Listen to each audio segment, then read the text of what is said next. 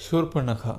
पंचवटी के अपने आश्रम में रामचंद्र सीता के साथ सुखपूर्वक रहने लगे। एक दिन जब राम और लक्ष्मण वार्तालाप कर रहे थे तो वहां पर अकस्मात रावण की बहन शूर्पणखा नामक राक्षसी आ पहुंची।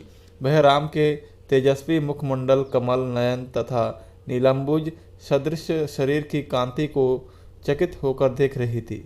राम का मुख सुंदर था किंतु शूर्पणखा का मुख अत्यंत कुरूप था। राम का कटी प्रदेश एवं उदरक्षीण था किंतु शूर्पणखा बेडौल लंबे पेट वाली थी। राम के नेत्र विशाल एवं मनोहर थे किंतु शूर्पणखा की आंखें कुरूप तथा डरावनी थी। राम की वाणी मधुर थी किंतु शूर्पणखा भैरवनाद करने वाली थी। राम का रूप मनोहर था किंतु शूर्पणखा का रूप विभत्स एवं विकराल था। उन्हें देखकर उसके हृदय में वासना का भाव जागृत हो उठा।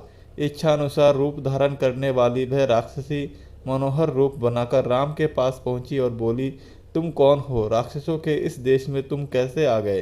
तुम्हारा वेश तो तपस्वियों जैसा है किंतु हाथों में धनुष बाण भी है, साथ में स्त्री भी है। ये बातें परस्पर विरोधी है। तुम मुझे अपना परिचय दो।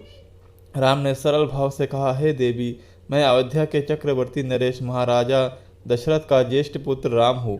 मेरे साथ मेरा छोटा भाई लक्ष्मण और जनकपुरी के महाराज जनक की राजकुमारी तथा मेरी पत्नी सीता है। पिताजी की आज्ञा से हम 14 वर्ष के लिए वनों में निवास करने के लिए आए हैं। यही हमारा परिचय है। अब तुम अपना परिचय देकर मेरी इस जिज्ञासा को शांत करो, क्योंकि मुझे प्रतीत होता है कि तुम कोई इच्छानुसार रूप धारण करने वाली राक्षसी हो। राम के प्रश्न का उत्तर देते हुए वह राक्षसी बोली, मेरा नाम शूर्पणखा है। मैं लंका के नरेश परम प्रतापी महाराज रावण की बहन हूँ। समस्त संसार में विख्यात विशालकाय कुंभकर्ण और परम नीतिवान विभीषण भी मेरे भाई है। वे सब लंका में निवास करते हैं। पंचवटी के स्वामी अत्यंत पराक्रमी खर और दूषण भी मेरे भाई है। संसार में शायद ही कोई वीर ऐसा होगा जो इन दोनों भाइयों के साथ समरभूमि में युद्ध करके उन्हें पराजित कर सके। मैं सर्व प्रकार से संपन्न हूँ और अपनी इच्छा तथा शक्ति से समस्त लोकों में विचरण कर सकती हूँ। यह तुम्हारी पत्नी सीता मेरी दृष्टि में कुरूप, ओछी, विकृत, मानवी है और तुम्हारे योग्य नहीं है। अतः तुम मेरे पति बन जाओ। मैं ही तुम्हारे अनुरूप हूँ। इस अबला सीता को लेकर तुम क्या करोगे? तुम्हारी भार्या बनने के पश्चात मैं तुम्हारे भाई और सीता को खा जाऊंगी और तुम्हारे साथ विचरण करूंगी। उसके प्रस्ताव के उत्तर में राम मुस्कुराते हुए बोले, भद्रे, तुम देख रही हो कि मैं विवाहित हूँ और मेरी पत्नी मेरे साथ है। हाँ, मेरा भाई लक्ष्मण यहाँ अकेला है। वह सुंदर, शीलवान एवं बल पराक्रम से संपन्न है। यदि तुम चाहो तो उसे सहमत करके उससे विवाह कर सकती हो। राम का उत्तर सुन शूर्पणखा ने लक्ष्मण के पास जाकर कहा, हे राजकुमार, तुम सुंदर हो और मैं युवा हूँ। तुम्हारे इस सुंदर रूप के योग्य मैं ही हूँ, अतः मैं ही तुम्हारी परम सुंदरी भार्या हो सकती हूँ। मुझे अंगीकार कर लेने पर तुम मेरे साथ इस दंडकारण्य में सुखपूर्वक विचरण कर सकोगे। शूर्पणखा के इस विवाह प्रस्ताव को सुनकर वाक्पटु लक्ष्मण ने कहा, सुंदरी, मैं राम का एक तुच्छ सा दास हूँ। मुझसे विवाह करके तुम केवल दासी कहलाओगी।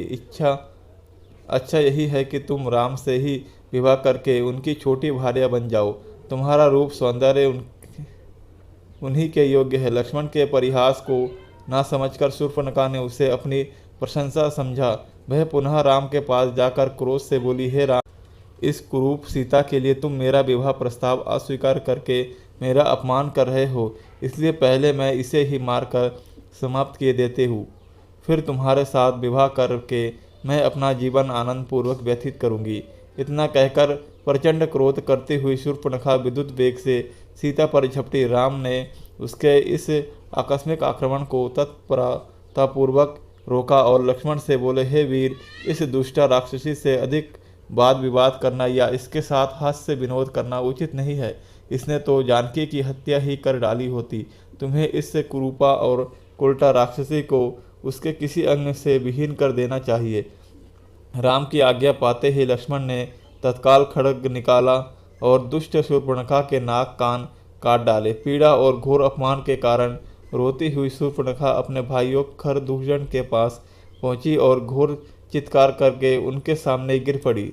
दोस्तों, अगर वीडियो अच्छी लगी है तो वीडियो को लाइक और चैनल को सब्सक्राइब करें और ऐसे ही राम कथा सुनने के लिए हमारे चैनल पर जाए। आपको क्रमबद्ध तरीके से राम कथा की वीडियोज़ मिलेंगी।